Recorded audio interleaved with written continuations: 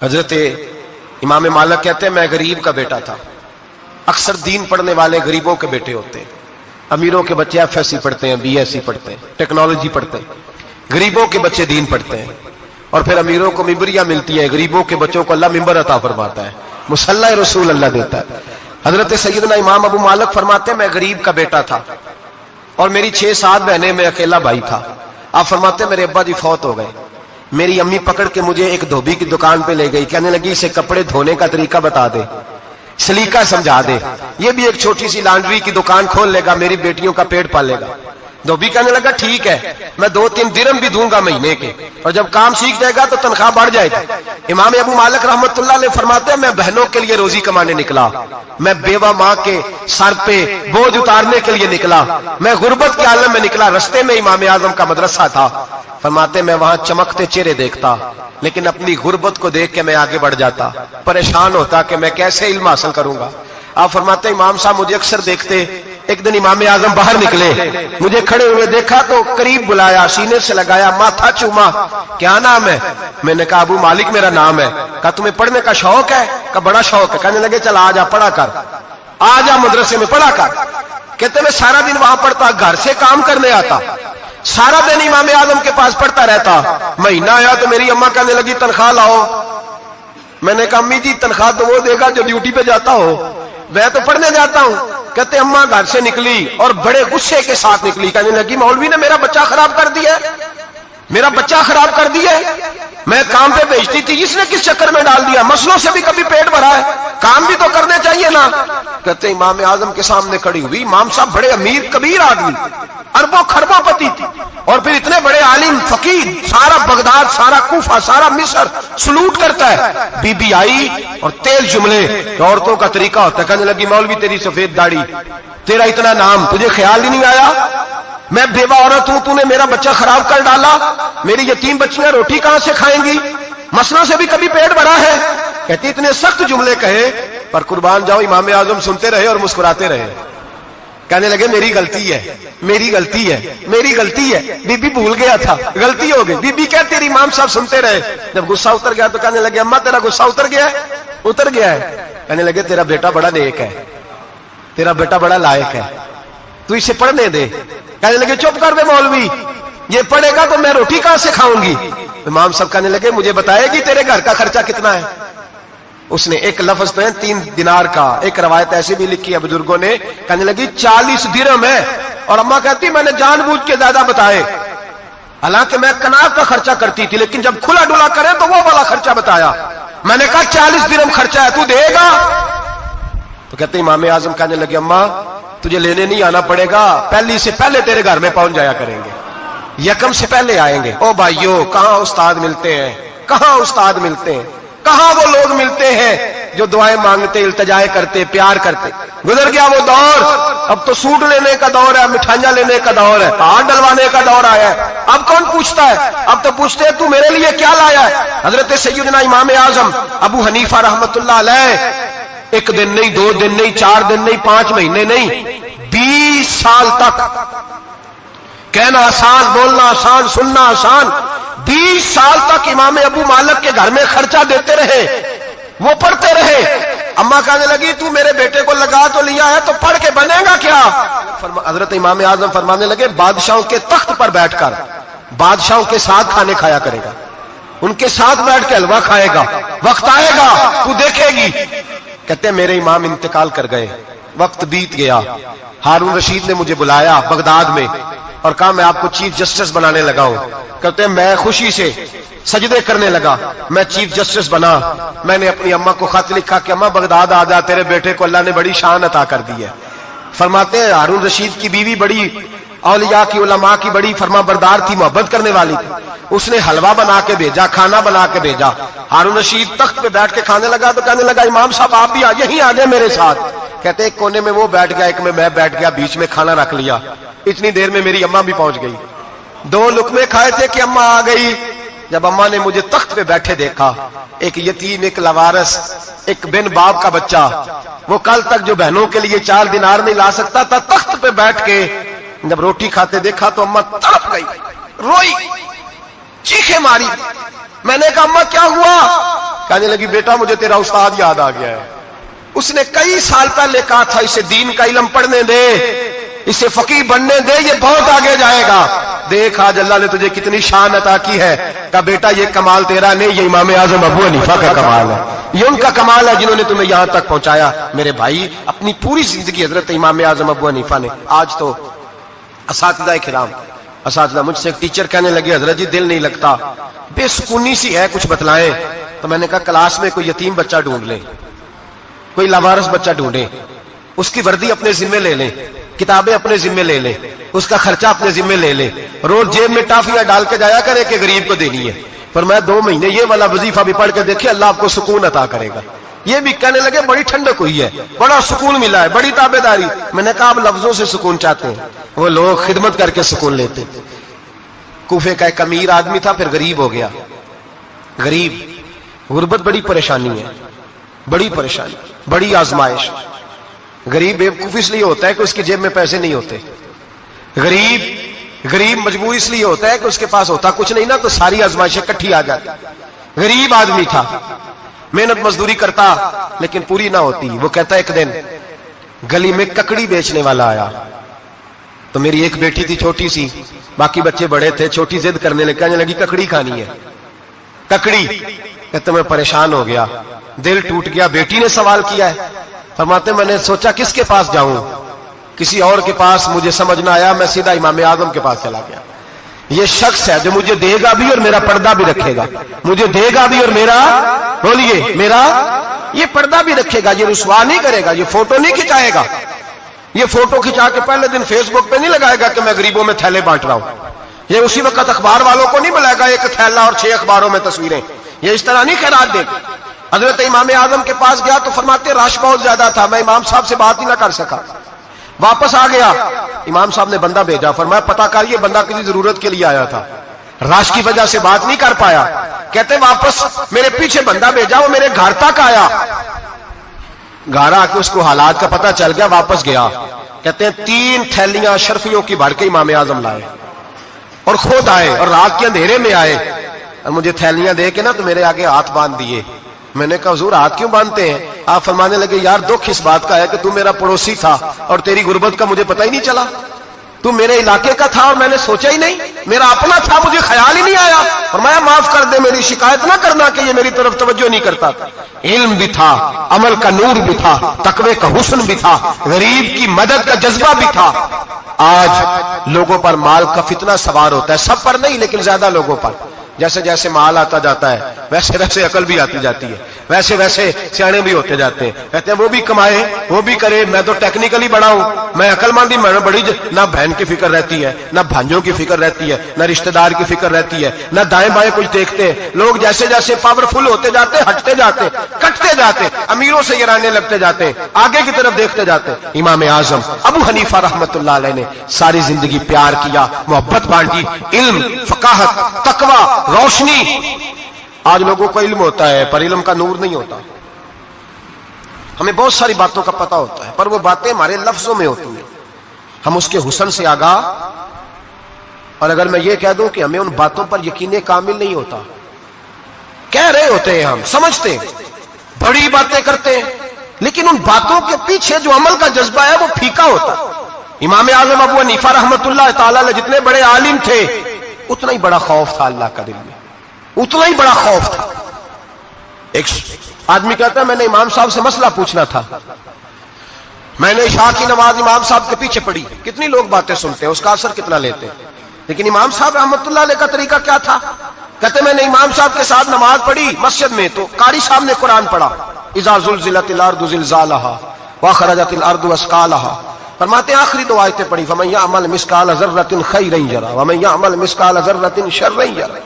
اللہ فرماتے ہیں میں قیامت کے دن تیرے ذرے ذرے کا حساب کروں گا، ذرہ برابر نیکی ہوئی تو تیرے سامنے آئی، ذرہ برابر گناہ ہوا تو تیرے کس کے برابر؟ جی وہ کتنا ہوتا ہے؟ ریت کا 1 ذرہ، اس کے برابر بھی گناہ ہوا تو تیرے سامنے، یہ اللہ کہہ دیا ہے، تو ایسا انشاءاللہ ہو کے رہے گا۔ اللہ ایک دفعہ دکھائے گا، دعا فرمائے اللہ ہمیں معافی عطا فرمائے، اللہ ہم سے درگزر فرمائے، اللہ ہمیں بخشے ہوئوں میں شامل فرمائے۔ یہ آیت امام صاحب نے سنی تو کہتے ہیں میں نمازی سارے چلے گئے تو امام صاحب بیٹھے اور یوں نہ اپنی داڑھی پکڑ لی, چراغ ٹمٹما رہا, کہتے ہیں داڑھی پکڑ لی اور امام صاحب بیٹھے. میں نے کہا کہ کسی محویت کے عالم میں ہے, سوچ میں, چلے میں تھوڑی دیر میں آتا ہوں. کہتے میں 2 گھنٹے کے بعد آیا تو امام صاحب ایسے بیٹھے ہیں داڑھی پکڑی ہوئی. میں نے کہا ٹھہر کے آتا ہوں. میں پھر 1-1.5 گھنٹے کے بعد گیا تو ویسے بیٹھے. کہتے ہیں تہجد کا وقت ہو گیا, میں مسجد میں گیا تو چراغ ٹمٹمانے لگا, ختم ہونے کے قریب آ گئے. امام صاحب بیٹھے. اب میں نے دیکھا کہ آنکھیں آنسوؤں سے بھری ہوئی ہیں اور اپنی داڑھی پکڑ کے کھینچ رہے ہیں اور کہتے ہیں یا اللہ تو اگر ذرے ذرے کا حساب لے گا تو ابو حنیفہ تو الجھ جائے گا. اے اللہ تو ذرے ذرے کے بارے میں پوچھے گا تو میں تو نہیں جواب دے سکتا. خدا بندہ اس طرح کر, میرے ان سفید بالوں پہ رحم کھا. اے اللہ میرے بڑھاپے پہ مہربانی فرما, مجھ سے نہ ذرے ذرے کا پوچھنا, میں بڑا کمزور ہوں, میں نہیں جواب دے سکتا. مولا مجھ سے درگزر والا معاملہ کر. کہتے تڑپ رہے امام صاحب. فجر کی اذان ہوئی تو امام صاحب نے دائیں بائیں دیکھا, میں پیچھے کھڑا تھا. میں نے کہا حضور ساری رات ہی گزر گئی, آپ ایک آیت سن کے پریشان رہے اور میں روزانہ 20 تقریریں سنتا ہوں, درجنوں حدیثیں سنتا ہوں, مجھے تو اثر نہیں ہوتا. آپ فرمانے لگے مجھے تیرے معاملے کا نہیں پتا, لیکن مجھے اگر تو نے دیکھ لیا ہے تو کسی کے ساتھ ذکر نہ کرنا مجھے. اور فرمانے لگے پھر تو نیک آدمی ہوگا, تجھے نہیں خیال آتا. تو میں تو جانتا ہوں من آنم کے من دانم, پتہ سارا ہے سردار نو کی دیا, میں تو جانتا ہوں نا, مجھے خبر ہے, لہذا میں نہیں حساب دے سکتا, تیرا نہیں مجھے پتا. جتنا میرے بھائی علم زیادہ اتنا خوف بھی. حضرت عبداللہ ابن مسعود فرماتے ہیں زیادہ باتیں کرنے والا عالم نہیں ہوتا, اللہ سے زیادہ ڈر جانے والا عالم ہوتا ہے. جو آدمی لمبی چوڑی گفتگو کرے وہ فقیہ نہیں, وہ اللہ سے ڈرنے والا نہیں, بلکہ جس کو وہ بات کرے تو تھوڑی کرے, ڈر کے کرے, خوف کے ساتھ کرے.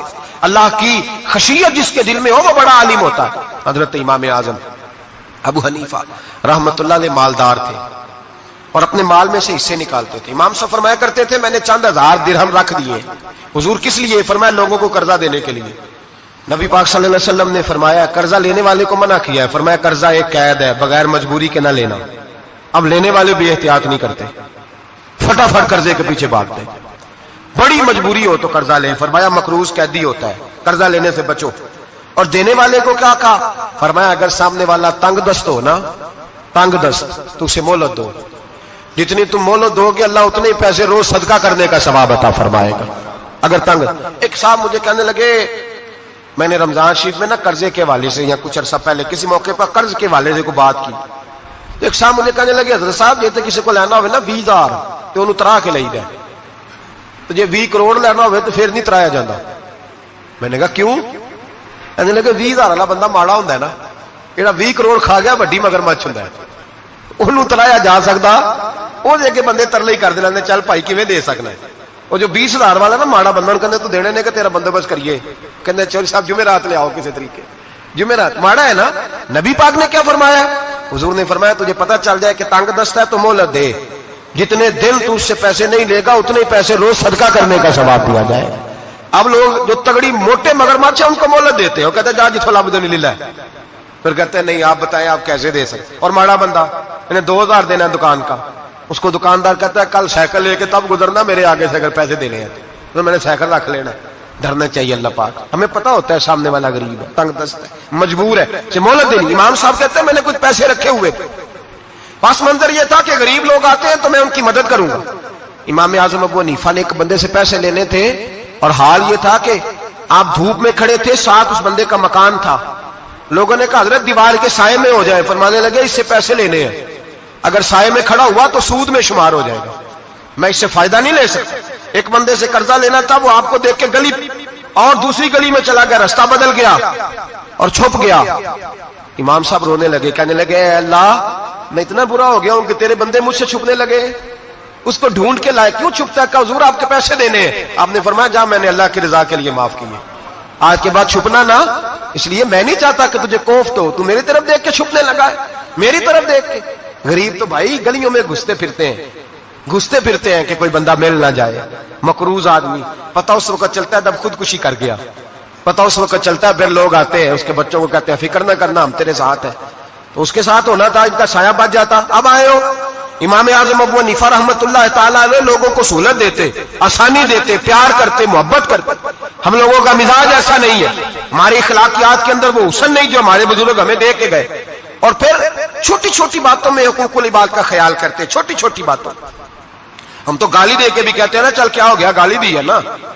میں نے دیکھا ہے سائیکل والے کی ٹکر اگر پجارو والے کے ساتھ ہو جائے تو معافی سائیکل والے نے مانگنی ہے, کیونکہ وہ سائیکل پہ بیٹھا ہے نا, اس کی غلطی یہ ہے کہ وہ سائیکل پہ بیٹھا ہے. معافی سائیکل والے نے مانگنی ہے, پجارو والا نہیں مانگے گا. ہو سکتا ہے سائیکل والا اٹھ کے کہے جناب مجھ سے غلطی ہو گئی, مجھے پتہ ہی نہیں تھا کہ آپ تھے, ورنہ میں آپ کے آگے نہ آتا. سائیکل والا مجبور ہے کیونکہ اس کے پاس پجارو نہیں, اور پجارو والا تو شیشہ نہیں نیچے کرتا, کہتا دھوپ آئے گی, گاڑی بڑی مشکل سے ٹھنڈی کی ہے. نیچے اتر کے ملازم کہتا ہے اس کو پوچھو اگر کوئی 200-400 کا نقصان ہوا تو 500 دے دو. مزاج ہے. امام اعظم ابو حنیفہ رحمۃ اللہ علیہ عالم, حقوق العباد کا چھوٹی چھوٹی, آپ کے شاگردوں میں سے کسی کے چہرے پہ شکن آتا تو 20 بار پوچھتے کوئی پریشانی ہے میرے بیٹے کو, کیا ہو گیا. ساری زندگی سایہ دار شجر کی طرح گزاری, ساری زندگی شاگردوں پر مریدوں پر محبت کا سائبان رہا, ٹھنڈی چھاؤں رہی امام صاحب کی. امام اعظم ابو حنیفہ رحمۃ اللہ تعالی علیہ گلی سے گزر رہے تھے, لکڑی کے جوتے پہنا کرتے تھے کھڑاؤں. ایک نوجوان بچے کے پیر پہ پیر آ گیا تو کہنے لگا امام اللہ سے ڈر جا. یہ لفظ گئے تو امام صاحب کی چیخ ہی نکل گئی. کئی گھنٹے بے ہوش رہے. لوگوں نے کہا حضور کیا ہوا؟ فرمانے لگے تم نے سنا نہیں, چھوٹے چھوٹے جوان بھی کہتے ہیں کہ ابو حنیفہ اللہ سے نہیں ڈرتا, اللہ کی مخلوق کہتی ہے نہیں ڈرتا. اگر یہ کہہ رہے ہیں تو میرا کیا بنے گا. کئی دن روتے گزر گئے. لوگ اس بچے کو لائے, آگے کہنے لگا حضور آپ تو پریشان ہو گئے, میں نے تو محاورتاً کہا تھا, محاورتاً کہا تھا کہ آپ اللہ سے نہیں ڈرتے. فرمانے لگے بیٹے مجھے محاوروں کا نہیں پتا, جب رب کے خوف کا نام آتا ہے تو جملے سیدھے میرے دل سے جا کے ٹکراتے, سیدھے دل سے جا کے ٹکراتے. گلی سے گزر رہے, لکڑی کے جوتے پہنے, کھڑا ہوں, بارش ہے, کیچڑ ہے. ایک دیوار کے قریب سے گزرے تو تھوڑا سا کیچڑ اڑ کے نا تو دیوار پہ پڑ گیا. یہاں ٹرالی والا ساری دیوار توڑ جاتا ہے اور کہتا ہے چلو میں نے کون سا جان بوجھ کے کیا ہے. یہاں لوگوں کا گھر توڑ جاتے ہیں, کہتے ہیں چلو بتاؤ کتنا خرچہ آیا تھا. فوری طور پہ لوگ ماننے کو تیار ہی نہیں. امام صاحب کے پیروں سے, یہ باریکی سمجھے, یہ حقوق العباد کا مسئلہ ہے. جو جاننے والے ہوتے تھے ان کا یہ طرز زندگی تھا. کیچڑ اڑا پیروں سے اور ایک آدمی کی دیوار پہ پڑ گیا. امام صاحب کھڑے ہیں, سوچ رہے کروں تو کیا کروں. شاگرد صاحب حضرت جی کیا پریشانی ہے؟ آپ فرمانے لگے میں نے اس کی دیوار گندی کر دی ہے, صاف نہ کروں تو بھی ظلم ہے, اور اگر صاف کروں تو دیوار کچی ہے. جب صاف کروں گا تو کچھ مٹی اتر جائے گی, تو کسی کے گھر کی مٹی اتارنا یہ بھی ظلم ہے. اب میں دو پریشانیوں میں الجھ گیا ہوں, کدھر جاؤں؟ کہا حضرت جی پھر. فرمایا اس کے دروازے پہ دستک دو. دروازے پہ دستک دی تو جو بندہ باہر آیا وہ مجوسی تھا, آگ کی پوجا کرنے والا تھا. امام صاحب کہنے لگے مجھے جانتے ہو؟ کہنے لگے حضور سارا کوفہ جانتا ہے, سارا بغداد جانتا ہے, ساری دنیا جانتی ہے آپ مسلمانوں کے امام ہیں, لوگ جانتے. آپ نے فرمایا یار مجھ سے غلطی ہو گئی ہے. وہ کیا؟ آپ فرمانے لگے میں اپنے انداز میں گزر رہا تھا, بوڑھا آدمی ہوں, خیال نہیں آیا, تھوڑا کیچڑ اڑ کے تیری دیوار پہ لگ گیا ہے. میرے بھائی یہ کوئی فرشتے تھوڑی تھے, یہی زمین پہ بسنے والے لوگ, احتیاط والے لوگ تھے. ہم لوگوں نے پتہ نہیں اپنا مزاج اتنا سخت کیوں بنا لیا ہے. کتنے لوگوں کو لتاڑ کے, کتنی پگڑیاں اچھال کے, کتنے حقوق العباد ضائع کر کے بھی ہم اسی طرح کے مطمئن ہیں. کہاں سے تسلی لاتے ہیں ہم, کہاں سے اپنے آپ کو ٹھنڈک دیتے ہیں, کیسے اپنے آپ کو ہم سکون دے لیتے ہیں کسی کو تکلیف دے کے. کس طرح سکون کی نیند آتی ہے جب کوئی پریشان ہوتا, کیوں ہمارا دل پتھر ہو گیا. اعلیٰ حضرت فرمایا کرتے تھے جا کسی سے جا کے علاج کرا, تیرے سینے میں جو دل دھڑک رہا ہے وہ سخت ہو گیا, جا کسی سے جا کے اس کی دوائی کھا, تجھے خیال ہی نہیں آتا تڑپتے لوگوں کو دیکھ کر, جا کے علاج کرا. اگر ایسے ہی مر گیا تو حالات تیرے حق میں اچھے نہیں ہوں گے. حضرت امام صاحب تڑپ رہے ہیں اور اس شخص کے سامنے آہوزاری کر رہے ہیں جو مجوسی بھی ہے, غریب بھی ہے, کچے گھر میں رہتا ہے. فرمایا یار بتاؤ کیا کروں. امام صاحب باتیں کر رہے ہیں تو وہ آدمی حیرت میں کھو گیا, کبھی دیوار دیکھتا, کبھی اپنا آپ دیکھتا, کبھی امام صاحب کو دیکھتا, دائیں بائیں دیکھتا, پسینے آنے لگے, پتہ نہیں کیا سوچوں کا مد و جزر چلنے لگا, کہاں بات گئی, کہاں تک اس کی سوچ گئی, کہاں پلٹ کے آئی. کہنے لگا امام صاحب میں تو چوک میں رہتا ہوں, روزانہ پتہ نہیں کتنی گاڑیاں مٹی برسا جاتی ہیں, کبھی کوئی نہیں آیا, آپ کو کیا ہوا؟ آپ فرمانے لگے مجھے کسی کا نہیں پتا, مجھے تو میں نے جو قرآن حدیث پڑھا ہے مجھے تو ڈر آ رہا ہے, مجھے بتا تو معافی دیتا ہے کہ نہیں, تیری دیوار صاف ہوگی کہ نہیں. کہنے لگا حضور دیوار کو چھوڑے, پہلے کلمہ پڑھائے, میرا دل تو صاف کر دے. کہنے لگا اتنا میٹھا دین, اتنا پیارا دین, اتنا خوبصورت دین کہ غریب کی دیوار پر کیچڑ لگ جائے اور آپ کو اتنی تکلیف ہو, میں اس دین سے دور کیوں ہوں. یہاں روز یورپ کہتا ہے کہ مسلمان جھوٹی شادیاں کرتے, دنگا فساد کرتے, نیشنلٹی لینے کے لیے جھوٹ بولتے, जाने किस किस किस्म के लोग पापड़ बेलते हैं, किन किन किस किस तरह अपना ईमान बेचते हैं, क्या अंदाज हम इख्तियार करते हैं। हमारे किरदार ने लोगों को मजहब और दीन का बागी बना दिया। हमारे बुजुर्गों का तरीका यह था कि छोटी छोटी बातों का ख्याल करते, छोटी छोटी बातों का। बहुत बड़े आलिम थे, ये सारी नेकियां तो उनकी समाजी थी, फलाही थी, उनकी मुआशरत की नेकियां थी, दुनियादारी। लेकिन जो उनका बाकी का मामला था, 4 लोग ऐसे हैं जो हमेशा कुरान पाक एक रात में पढ़ा करते थे। उनमें पहला नाम हजरत उस्मान गनी का है, पूरा कुरान पाक। दूसरा मौला अली शेर खुदा का है। तीसरा हजरत सईद बिन जुबैर का है। चौथे इमाम आजम अबू हनीफा है जो एक रात में पूरा कुरान पाक पढ़ दिया करते थे।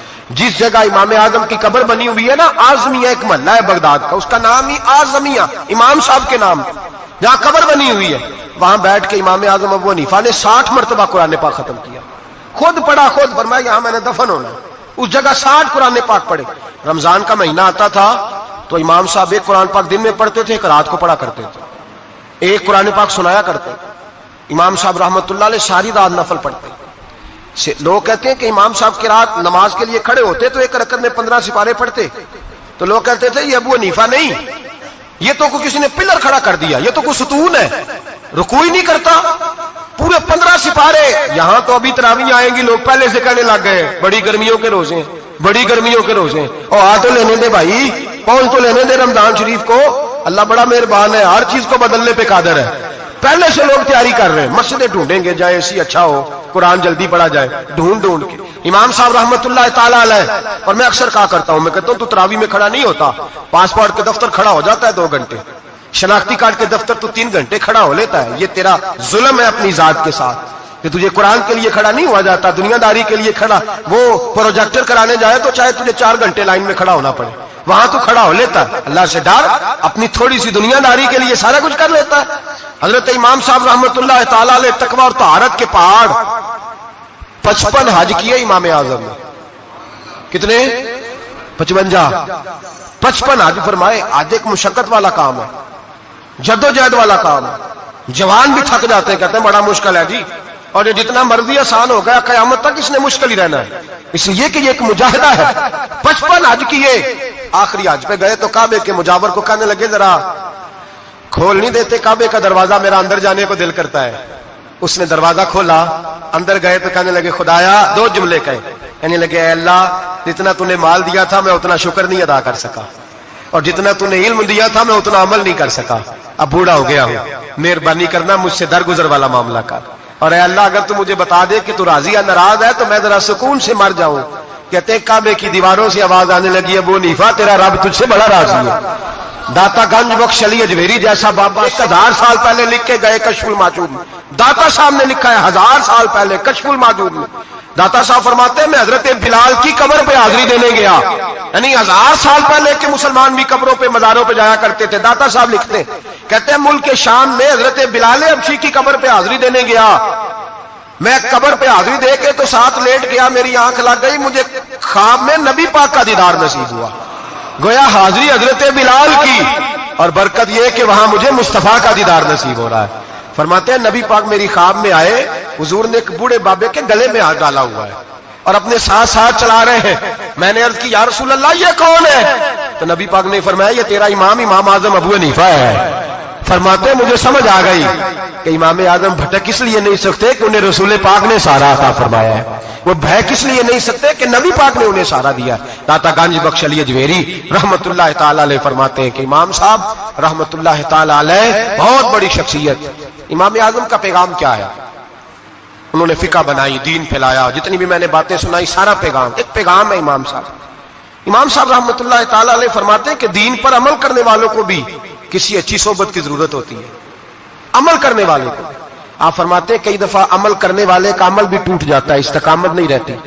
फरमाते हैं अच्छी सोबतें तलाश करो, उनके पास बैठा करो, वरना हो सकता है जो अमल तुम कर रहे हो उसमें कमी आ जाए। जितना नेक लोगों से राब्ता ज्यादा रहता है इंसान का दीन पर अमल ज्यादा रहता है, जितना नेक लोगों से पीछे हटता है उतना दीन से। आप फरमाया करते थे अगर 2 साल ना होते जो मैंने इमाम जाफर सादिक की सोबत में गुजारे अबू हनीफा हलाक हो जाता। अपने आप को रब करीम के बंदों के साथ लगा के रखे, जोड़